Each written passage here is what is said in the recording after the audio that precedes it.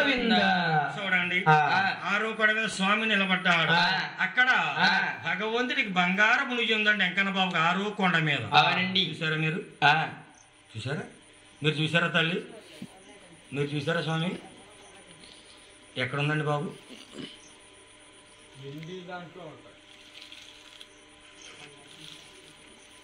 సరిగ్గా చెప్తుంది చూడండి, ఆలకించండి.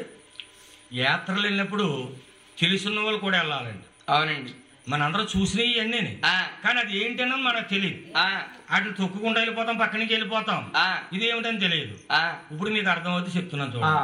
అందరూ గోవిందనండి.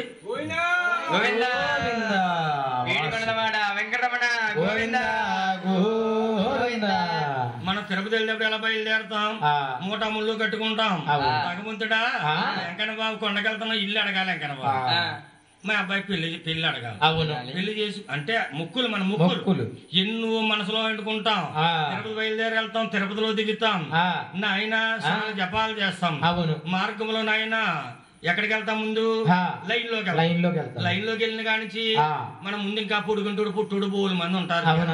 దగ్గరికి వెళ్ళే కొద్ది ఇవన్నీ మర్చిపోతాం. కోరికలు కనపడతాడంటావా? గింటేస్తుంటారు వెనకాల.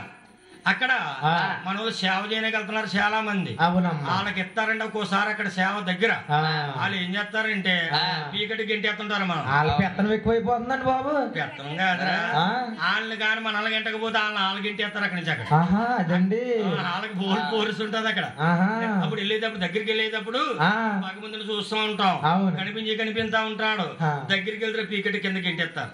2 మెట్లు ఉంటాయి చూడండి స్వామి దగ్గర నుంచి. ఎలా గుర్తులేదు, మెట్లు దిగాక గొడుగులా ఉంటుంది, అద్దాలు ఫిట్టింగ్ చేసి.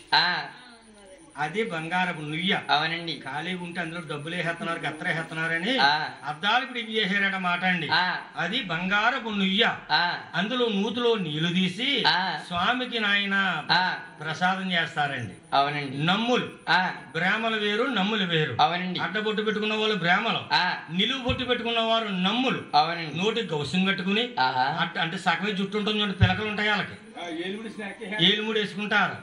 వాళ్ళు భగవంతుడికి ప్రసాదం చేసేటప్పుడు ఎలాగంటే రామ కృష్ణ గోవింద వాసుదేవ కన్న తండ్రి అనుకుంటూ మనసులో అనుకుంటూ చేస్తారని ప్రసాదం. అవునండి. అందుకే అంత రుచి వస్తుంది. అవును. మరి మన వాళ్ళు చేస్తారు ప్రసాదం. మన ప్రసాదం బాగుంటుందా? లడ్డులు పిజ్జులోనే పాడేస్తున్నాం, టైర్ బాల మీద దొరుకుతున్నాయి. ఎవరు తింటున్నారండి ఇప్పుడు మన ప్రసాదం? అర కేజీ ఉండదు చేస్తున్నారు. ఇప్పుడు ఏ తల్లని వచ్చి సంటిపిల్ల తల్లి వచ్చినా ఎవరు వచ్చినా ఆ ప్రసాదం వేరు, మన ప్రసాదం వేరు.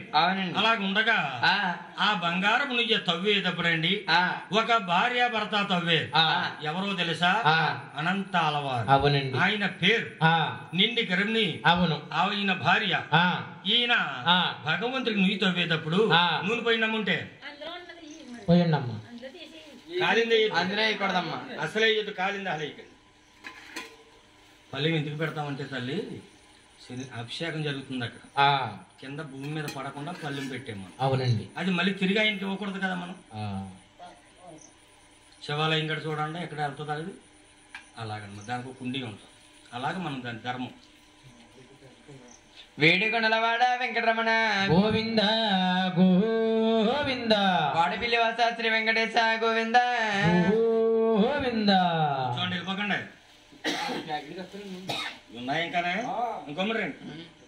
మరి 5 కేజీలు అంటే మా కోళ్ళు 3 కేజీలు అన్నారు మీరు. నూనె ఈ బ్రీతిని స్వామి జ్యోతి బ్రీతి దేవుడు అంటే నూనె కాల్చాలి. 2 డబ్బాల గొబ్బు నూనె కాల్చారండి నిన్న రాత్రి. కొబ్బరికాయలు సావకర్లు అనమాట, గొబ్బు నూనె కాల్చారు వాళ్ళు. అది భగవంతుడు అంటే నూనె ఆయన.